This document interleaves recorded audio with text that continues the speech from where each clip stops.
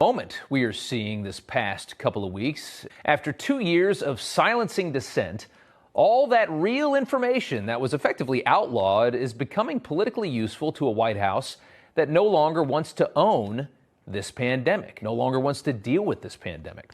But we start with the CDC director and a big statement that she would have never said just a few months ago.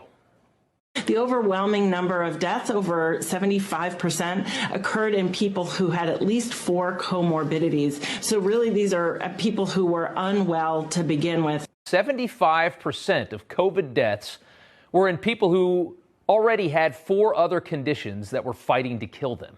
75%. You remember what they did to scientists who tried to take us in another direction? They painted them as fringe, outcasts. They were just trying to tell you the truth.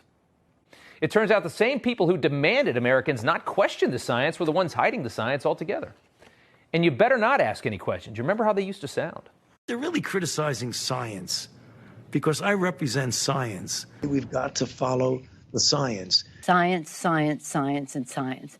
On almost every subject that you can name, science is the answer. The science is evolving, the science is moving, and we are following the science each and every day. It's evolving and moving, but you can't question it.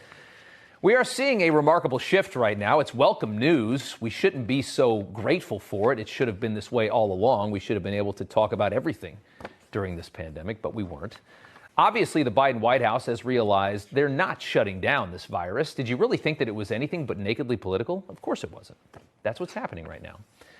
The White House just lied to your face to get elected, and then they kept lying, and this is the pivot. Americans threw Trump out of the White House over his COVID-19 response, and it turns out Trump's methodology was right. Hide the vulnerable, keep the country open. That was the mentality. That's always been the conservative side of this pandemic, and they were exactly right, and it's slowly being admitted right now. It's slowly coming out.